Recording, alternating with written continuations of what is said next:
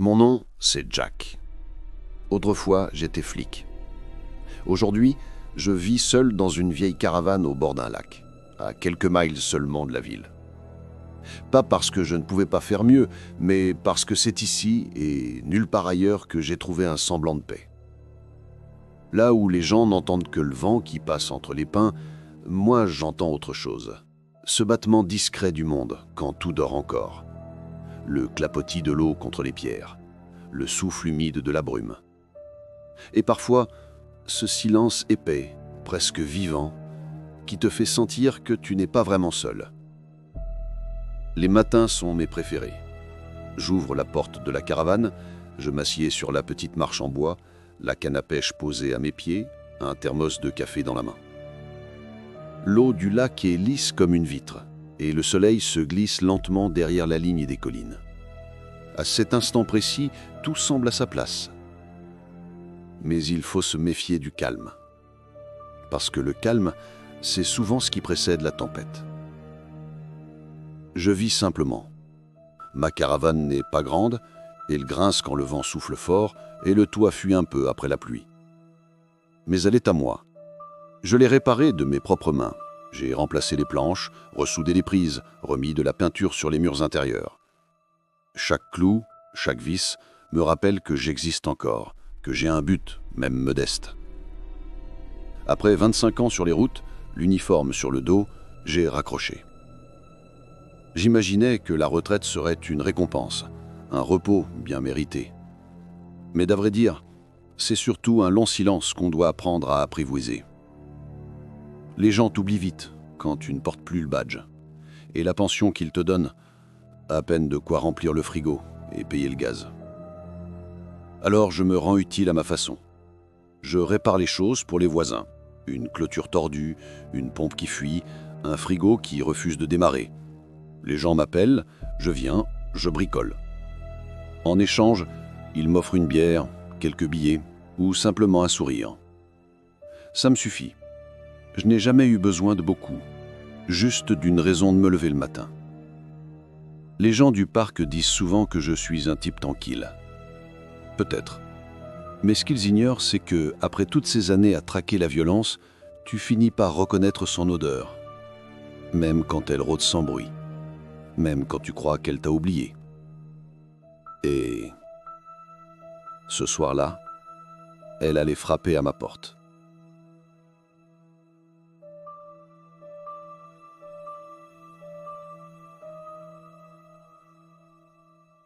Ce matin-là ressemblait à tous les autres. Un vent léger traversait le terrain, portant avec lui l'odeur du pain humide et de la terre après la rosée. Je m'étais levé tôt, dôme toujours. Café noir, étirement pour décrasser les genoux, et un peu de pêche avant que le soleil ne chauffe trop fort. Rien de pressé, rien de clocher. Le monde avait encore ce rythme lent que j'aimais tant. J'entendais au loin le moteur fatigué de la vieille tondeuse de Franck, le rire étouffé des enfants du lot 12, et, plus près, le grincement familier du drapeau au-dessus du panneau de la résidence. Un matin ordinaire. Du moins, c'est ce que je croyais. Vers 9h, j'étais accroupi devant la clôture de Lenny, le voisin du bout, en train de redresser les planches tordues par la dernière tempête, quand j'ai entendu un moteur approcher. Un vieux pick-up crachait sa colère sur les graviers, gémissant à chaque changement de vitesse. Le genre de véhicule qu'on reconnaît rien qu'au bruit. Il s'est arrêté à quelques mètres de moi dans un nuage de poussière. La portière a claqué et Earl Thomas en est descendu. Earl, c'était un fermier du coin, un homme solide d'une 50aine d'années, les mains tannées par le soleil et la terre. Il possédait une 30aine d'acres, au-delà de la lisière de pins. On se croisait parfois au marché ou à la pompe à essence. Un type bien, réservé, pas du genre à venir déranger sans raison. Mais ce matin-là, il avait une drôle de tête. Son chapeau était de travers, sa chemise couverte de taches sombres. Pas de sein, non, mais de boue et de fatigue. Il a levé la main en guise de salut. « Salut Jack ?»« Salut Earl, tout va bien ?» Il a hésité, triturant le bord de son chapeau. « Je sais pas trop. Je voulais pas t'embêter, mais quelque chose s'est passé cette nuit. Je t'écoute ?» Il a pris une longue inspiration. « 3 de mes chèvres ont été tuées. Je pensais que c'était des coyotes, mais je sais pas. C'est pas comme d'habitude. J'ai posé le marteau, essuyé mes mains sur mon pantalon et me suis redressé. Pas comme d'habitude. Earl a hoché la quête. Non, les bêtes étaient éparpillées sur le champ. Pas groupées, une d'elles a été traînée sur une bonne distance. Et les traces, elles sont étranges. Trop larges, trop profondes. Pas des pattes de chien, pas de bottes non plus. Tu les as vues toi-même ? Ouais. Et je te jure, Jack, je fais pas dans l'imagination. J'ai grandi ici, je connais les empreintes. C'est pas un animal qu'on voit souvent, si c'en est un. Il a laissé échapper un rire nerveux, le genre qu'on sort pour masquer la peur. Tu sais, je me dis peut-être que je me fais des idées. Peut-être un gros chien errant. T'as appelé les services animaliers ? Il a secoué la tête. Le plus proche, c'est Doug, du magasin de grains, et il s'essouffle après 10 pas. Je crois pas qu'il soit prêt pour ça. Earl a relevé les yeux vers moi, une lueur d'espoir mêlée d'inquiétude. Je sais que t'es plus flic, mais t'as toujours eu l'œil pour ce genre de truc. Tu pourrais venir jeter un coup d'œil, histoire que je dorme tranquille ? Je n'ai pas répondu tout de suite. Il y avait dans sa voix cette peur sincère qu'un homme n'invente pas. Une peur ancienne, presque primitive. Alors j'ai hoché la tête. Je passerai cet après-midi. Merci, Jack. Je te dois ça. Il a souri, soulagé, puis est remonté dans son camion. Le moteur a toussé, puis s'éloigné en soulevant un nuage de poussière. Je l'ai regardé disparaître derrière la colline. Le bruit s'est éteint peu à peu, remplacé par le chant monotone des criquets. Je me suis remis au travail, mais quelque chose au fond de moi s'était mis à grincer.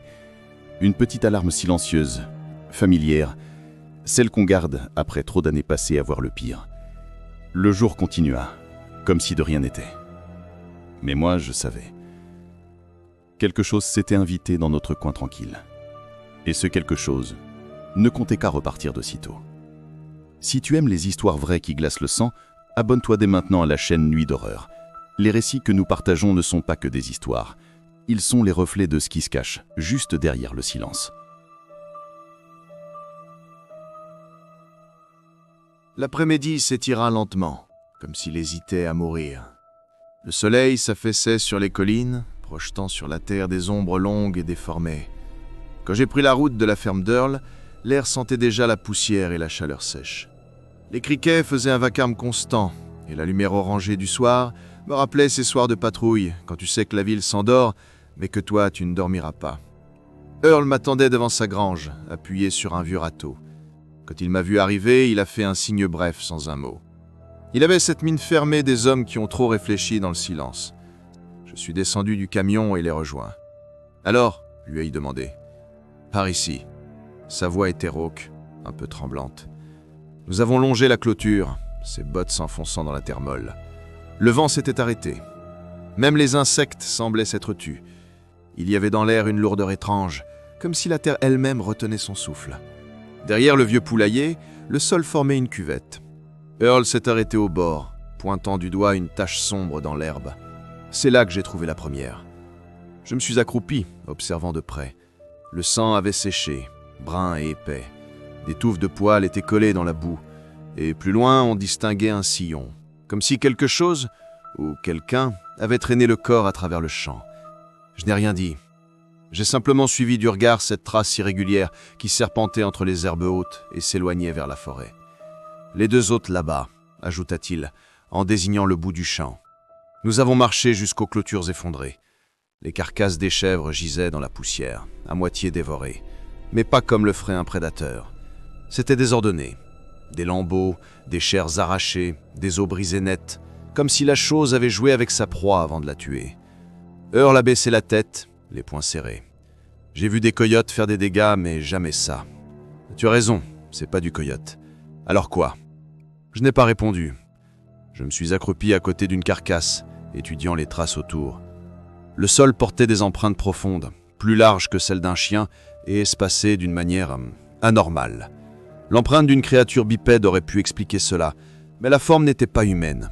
Les bords étaient flous, irréguliers, et chaque pas semblait enfoncer trop profondément dans la terre, comme si la chose pesait bien plus qu'elle ne le devrait. J'ai passé la main sur la surface d'une de ces empreintes, froide, légèrement humide. L'herbe tout autour semblait brûler, comme flétrie. Je me suis redressé lentement. T'as vu ou entendu quelque chose cette nuit? Rien, pas un bruit. Et pourtant, mes chiens n'ont pas arrêté de gémir jusqu'à l'aube. Un silence s'est installé entre nous. Un de ces silences lourds où la peur ne se dit pas à voix haute, mais flotte entre deux hommes. Earl a brisé le mutisme. Tu crois que c'est quoi, Jack? Je sais pas encore. Mais je veux en avoir le cœur net. Je lui ai demandé de rester prudent. Ramène les bêtes restantes à l'abri. Ferme les poulaillers. Garde tes lumières allumées la nuit. Et surtout, dis à tes voisins de rentrer leurs animaux avant la tombée du jour. Il a hoché la tête, le regard vide. Tu penses que ça va revenir? Disons que, si ça a trouvé de quoi tuer une fois, ça reviendra. Je suis resté encore un moment sur le champ après son départ. Le vent s'est élevé, apportant avec lui une odeur âcre, presque métallique. Je l'ai respirée malgré moi. Ce n'était pas l'odeur de sang frais, c'était celle de la peur, de celle qui précède les drames, comme une signature invisible que seuls les anciens flics savent reconnaître. J'ai su entrer la caravane au coucher de soleil.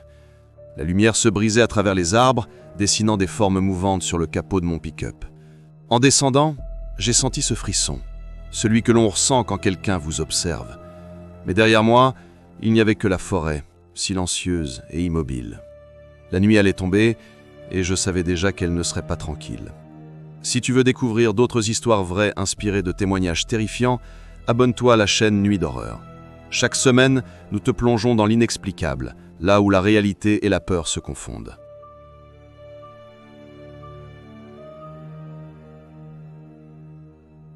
Le lendemain, le soleil s'est levé dans un brouillard laiteux.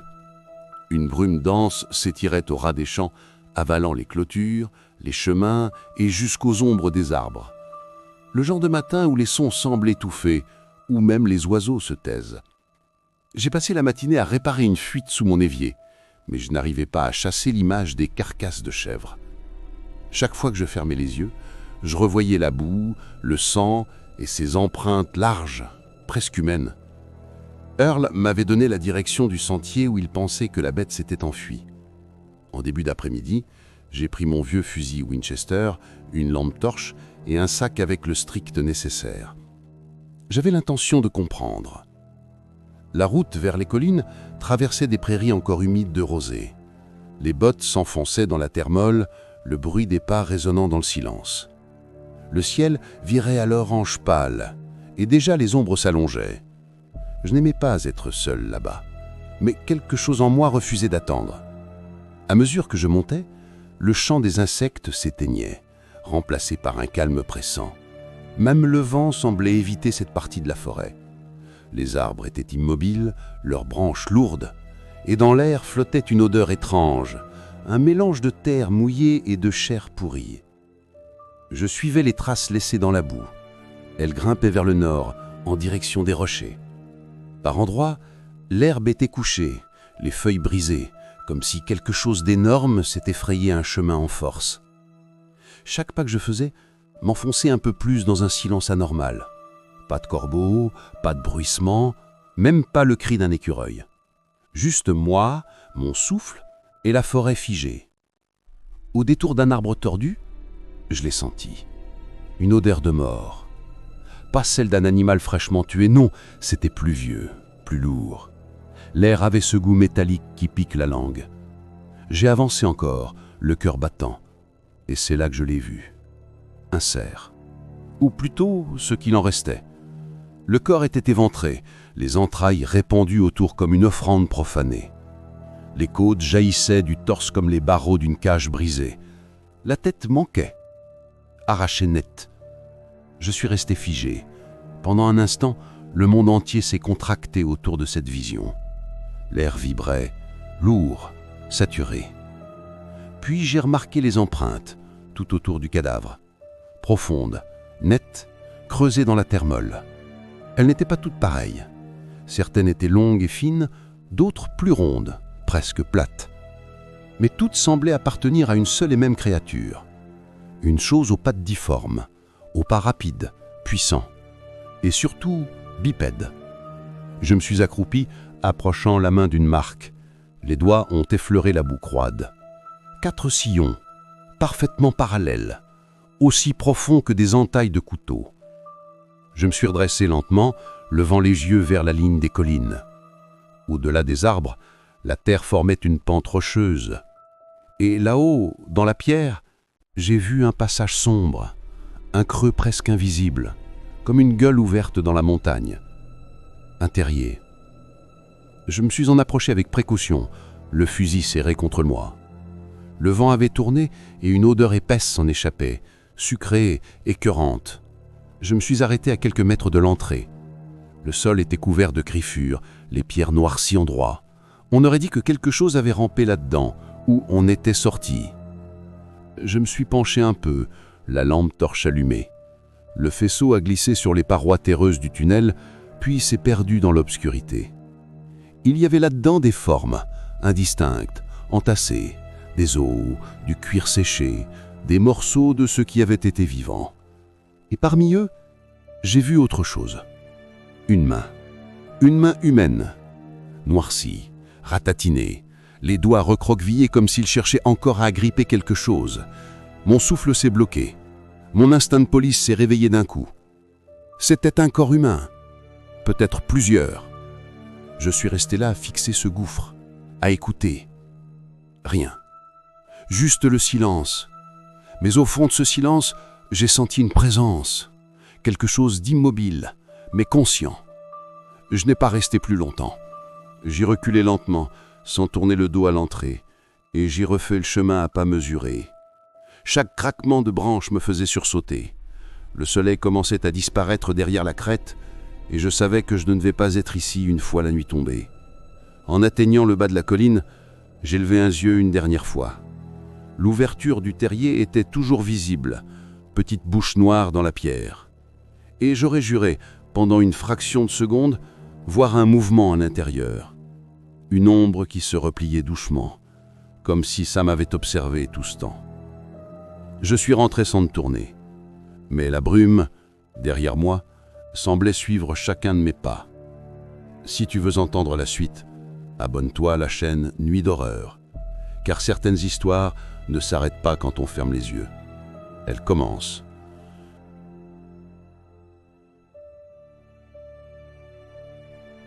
Cette nuit-là, le vent avait un goût d'orage. Le ciel s'était vidé de ses étoiles, avalé par une couverture sombre que la lune peinait à percer. L'air était chaud, électrique, et chaque son semblait amplifié. Le grincement des arbres, le cliquetis du métal, le murmure des grillons au loin. Je n'ai pas dormi. Je n'y suis même pas parvenu. Depuis que j'avais vu ce que la colline cachait, le sommeil me fuyait. J'étais rentré avant la tombée de la nuit, mais quelque chose de lourd était resté collé à moi. Une peur sourde, rampante, presque animale. J'avais verrouillé toutes les portes, fermé les fenêtres et chargé mon fusil. Mais malgré ces précautions, je ne me sentais pas en sécurité. Dans ma tête, les images tournaient en boucle. Le cerf éventré, les traces profondes dans la terre, la main humaine dans la boue. Et ce trou, béant, dans la colline. Cette gueule noire qui semblait respirer quand je la regardais. Vers minuit, je me suis allongé sur le lit, le fusil à portée de main. Je ne cherchais pas à dormir, seulement à attendre. Le silence du parc était presque total. Dehors, seuls quelques chiens aboyaient au loin. Puis plus rien. Un calme étrange, trop parfait pour être vrai. Puis un son, un clic sec, bref, presque imperceptible. Le genre de bruit qui ne vient pas de la nature. J'ai ouvert les yeux. Ce n'était pas le vent, ni un animal. C'était mon signal. Un vieux système que j'avais bricolé derrière le cabanon. Une plaque de pression reliée à un petit buzzer à l'intérieur de la caravane. Si quelque chose de lourd marchait derrière chez moi, l'alarme se déclenchait. Je me suis levé doucement. Pas un mot, pas un geste brusque. J'ai attrapé le fusil, éteint la lampe de chevet et me suis approché de la fenêtre. Le noir avalait tout. Seul le faible éclat vert du micro-ondes découpait les contours du salon. Je me suis accroupi sous la fenêtre, le cœur battant dans la poitrine comme un tambour étouffé. Dehors, les grillons s'étaient tus.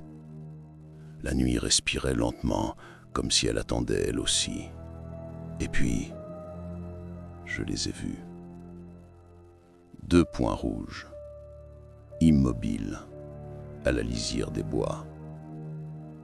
Pas de lumière, pas de reflet, des yeux.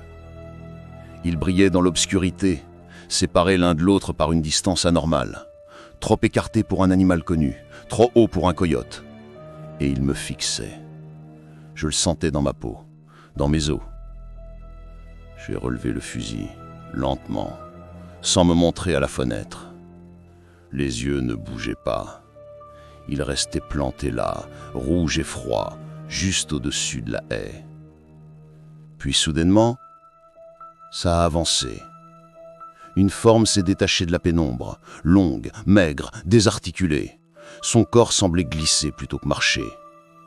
La tête. La tête était celle d'un chien mais déformée.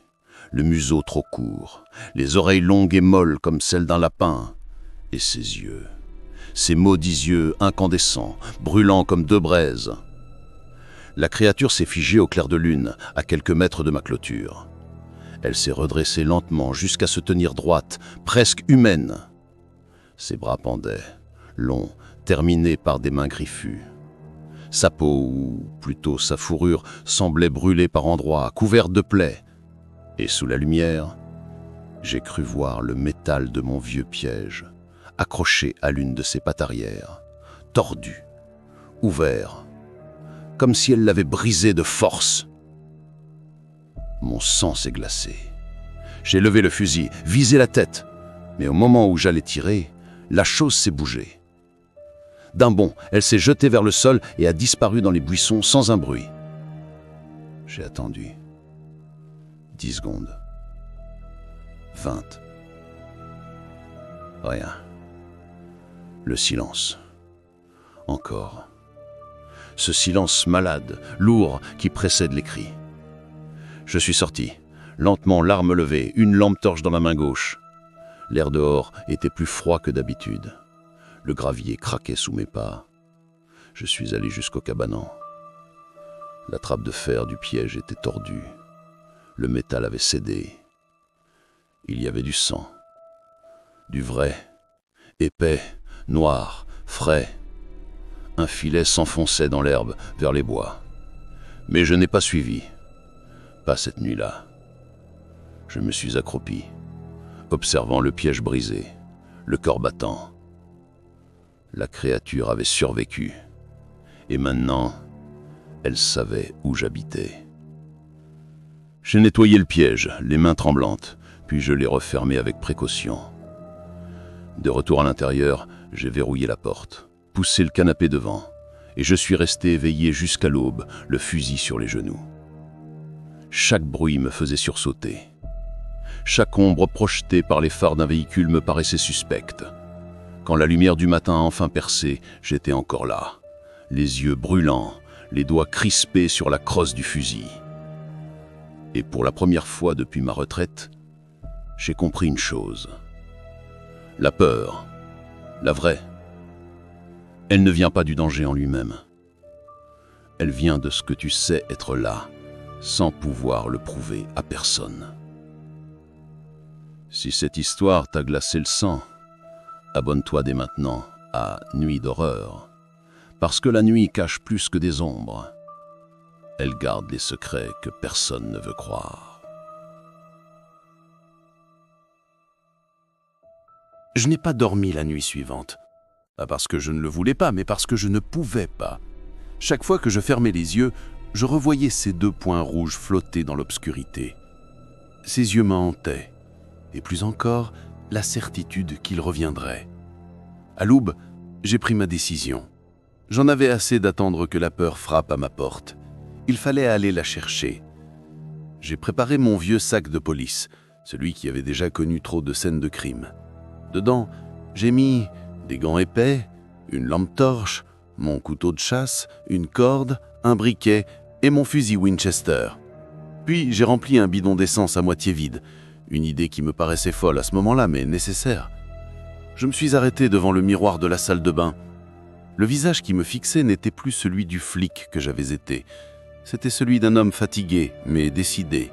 Un homme qui n'avait plus rien à prouver, sauf peut-être qu'il n'était pas encore fini. En fin d'après-midi, j'ai pris la route du nord. Le soleil descendait lentement, colorant la terre d'or et de cuivre. Les collines au loin semblaient se refermer comme une gueule. Je savais où j'allais. Vers le trou. Vers la tanière. J'ai garé le pick-up derrière une haie d'arbustes, moteur coupé. Le silence est tombé d'un coup. Épais, complet. Pas de vent, pas d'oiseaux. Comme si la nature entière retenait son souffle. Je me suis marché jusqu'à la base de la colline, suivant le même chemin que 2 jours plus tôt. Mais cette fois, je sentais quelque chose de différent. Le sol semblait vibrer. Pas un tremblement, non. Plutôt comme si la terre respirait lentement, profondément. Le trou était là, béant, noir, presque vivant. L'air qui s'en échappait sentait le métal, la chair et la pourriture. J'ai allumé la lampe torche. Son faisceau a découpé la terre en fines stries pâles. Je me suis penché, puis j'ai rampé à l'intérieur. Le passage était étroit, bas, oppressant. Le sol collait sous mes genoux. L'air était lourd, chargé d'humidité et de mort. J'avançais lentement, par tendrement, respirant par la bouche, le fusil en avant. Chaque mouvement faisait tomber des grains de terre du plafond. J'avais la gorge serrée. Après une dizaine de mètres, le tunnel s'est élargi. La lampe a révélé une cavité et au sol, des os. Des dizaines d'os, petits, grands, brisés. Certains portaient encore des lambeaux de chair sèche. Et là, dans un coin, une forme humaine. J'ai approché le faisceau. Un corps, ou ce qu'il en restait. Les jambes manquaient, le torse était déformé, mais le visage, je le connaissais. Trent McKay, un fermier de la ville voisine, toujours jovial, toujours prêt à raconter une blague au marché. Je l'avais vu il y a 1 mois à peine vendant ses citrouilles. Maintenant, il n'était plus qu'un amas de chair froide contre une paroi de terre. J'ai senti mon estomac se retourner. Pas à cause du sang, non, j'en avais trop vu pour ça, mais à cause de ce que cela signifiait. Ce n'était pas un accident, ce n'était pas une bête affamée, c'était une chose qui choisissait, qui chassait, qui collectionnait. Je me suis relevé lentement, les doigts crispés sur la crosse du fusil, et c'est à ce moment-là que je l'ai entendu. Un son étouffé derrière moi, un souffle, long, humide. Je me suis figé, puis j'ai tourné lentement la tête. Au fond du tunnel, 2 points rouges se sont allumés. Pas une lumière, des yeux. Les mêmes. Ils bougeaient, ils s'approchaient. La créature a rampé hors de l'ombre, son corps se dépliant dans la lueur tremblante de ma lampe. Sa bouche s'est ouverte, révélant des dents trop longues, trop fines. Un râle est sorti de sa gorge, un mélange de souffle humain et d'animal blessé. J'ai levé le fusil, le tir a claqué dans la terre, la bête a reculé, un cri déchirant résonnant dans le tunnel. J'ai rechargé, tiré encore, mais elle avançait toujours. Ses gredins labouraient le sol, son pran pestait la mort et la cendre. Je me suis reculé jusqu'à la sortie, glissant sur la terre humide. Mon dos a heurté la paroi, impossible d'aller plus loin. Alors, j'ai eu une idée folle. J'ai attrapé le bidon d'essence, arraché le chiffon de mon sac et l'ai enfoncé dans le goulot. Un briquet, un souffle, une flamme. La lumière a dansé dans mes yeux. « Viens, saloperie !» ai-je murmuré, et je l'ai lancé. L'explosion n'a pas été forte, mais la chaleur, oui. La flamme a rampé dans le tunnel, engloutissant la bête. Elle a hurlé, un hurlement si fort que j'ai cru sentir le sol trembler. Puis plus rien, seulement le feu et la fumée. Je suis resté là, haletant, les mains couvertes de suie. L'air brûlait mes poumons et mes oreilles bourdonnaient. Quand la fumée s'est dissipée, le silence est revenu, mais un silence différent, pas celui de la peur, celui de la faim. Je suis sorti en titubant, couvert de poussière et de cendres. Le soleil se couchait, et derrière moi, dans la colline, le feu s'éteignait lentement, avalant le dernier souffle de la créature. J'étais vivant, mais quelque chose, au fond de moi, savait que cette victoire n'en était pas une, parce qu'une bête comme celle-là ne vient jamais seule. Si tu aimes les histoires vraies, inspirées de témoignages terrifiants, abonne-toi dès maintenant à Nuit d'horreur. Chaque semaine, nous donnons voix à ceux qui ont vu ce que d'autres refusent de croire. L'histoire de Jack est une murmure parmi tant d'autres, et la suite pourrait bien arriver plus vite que tu ne le penses.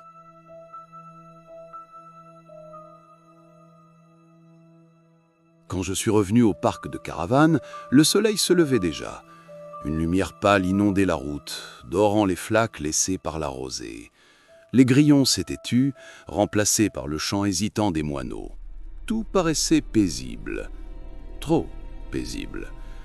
Le moteur de mon vieux pick-up tout sautait encore lorsque je l'ai garé devant ma caravane. Le capot était couvert de poussière, mes mains tremblaient et mon jean portait encore des traces sombres de terre et de sang séché. Je n'avais plus l'énergie d'expliquer, plus la force de parler. 2 enfants jouaient près du chemin, lançant une balle molle de l'un à l'autre. L'un d'eux, Ellie, celui du lot 12, s'est arrêté net en me voyant. Ses yeux se sont fixés sur ma veste. Une tache rouge sombre s'y étalait près du col. Il n'a rien dit. Les enfants savent reconnaître la peur quand ils la voient. Et plus encore, ils savent quand ne pas poser de questions. Je lui ai rendu un léger signe de tête. Pas un mot, juste ce regard, comme une promesse muette que tout était terminé. Autour de moi, le parc s'éveillait lentement. Des portes s'ouvraient, des bouilloires sifflaient, des radios grésillaient dans les caravanes. Madame Léry arrosait ses plantes. Franck allumait sa cigarette sur le perron de sa remorque. Tout semblait normal. Mais moi, je savais ce que la terre, là-bas, gardait désormais dans son ventre calciné. Je me suis assis sur les marches de ma caravane, une tasse de café froid à la main. La fatigue tombait sur moi comme un manteau humide. J'avais survécu, oui, mais quelque chose en moi s'était brisé dans cette colline. Quelque chose que je n'étais pas sûr de pouvoir réparer. Je repensais à Earl, à sa peur sincère, à ses chèvres éventrées. Je me disais qu'il dormirait mieux ce soir, que le parc serait tranquille pour un temps. Mais une part de moi savait que ce genre de mal n'a pas de fin. Il sommeille, il attend, et un jour, il se réveille ailleurs.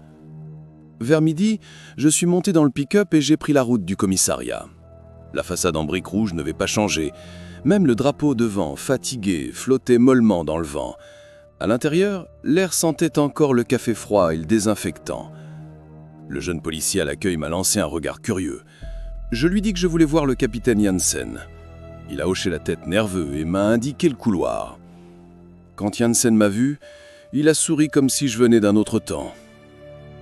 Eh bien, si c'est pas le vieux Jack. Salut Janssen. Tu reviens pour leur montrer comment tirer droit? J'ai esquissé un sourire, sans joie. Pas exactement. Je viens pour déposer un rapport. Son visage a perdu toute légèreté. Il s'est redressé, a attrapé un bloc-notes et un stylo. Je lui racontais ce qu'il fallait raconter. Pas tout, bien sûr. Seulement ce qu'un homme comme lui pouvait entendre sans passer pour fou. J'ai parlé de la colline, du corps de Trent McKay, du danger. J'ai dit que c'était un animal, grand, agressif, probablement un loup. J'ai dit que je l'avais tué, brûlé, enterré dans la montagne. Janssen m'a écouté sans m'interrompre. Son regard, par moments, trahissait une légère incrédulité, mais aussi une forme de respect. À la fin, il a hoché la tête. « Eh bien, tu as encore du cran, Jack. Ou juste plus rien à perdre. » Il a souri, sans insister. « Tu devrais venir nous filer un coup de main de temps en temps. Les jeunes ont besoin d'apprendre à ne pas avoir peur. » Je n'ai pas répondu.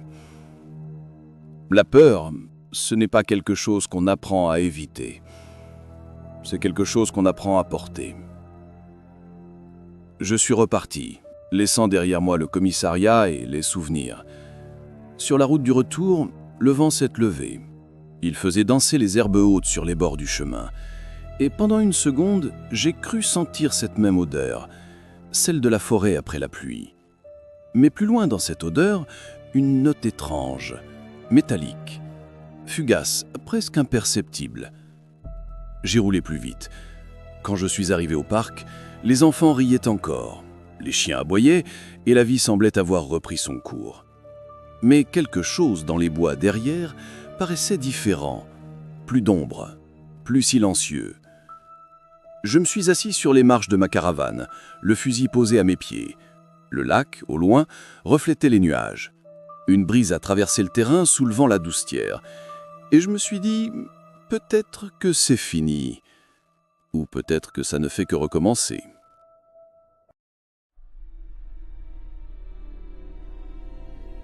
La nuit est revenue, et avec elle le calme trompeur du parc. Mais parfois, quand le vent souffle depuis les collines, certains disent entendre un bruit étouffé, comme un souffle long et râpeux, venant du fond de la forêt. Personne n'a jamais osé aller vérifier.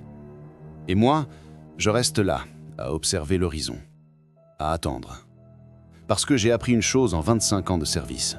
Le mal ne disparaît jamais vraiment. Il change juste de visage. Abonne-toi dès maintenant à la chaîne Nuit d'horreur.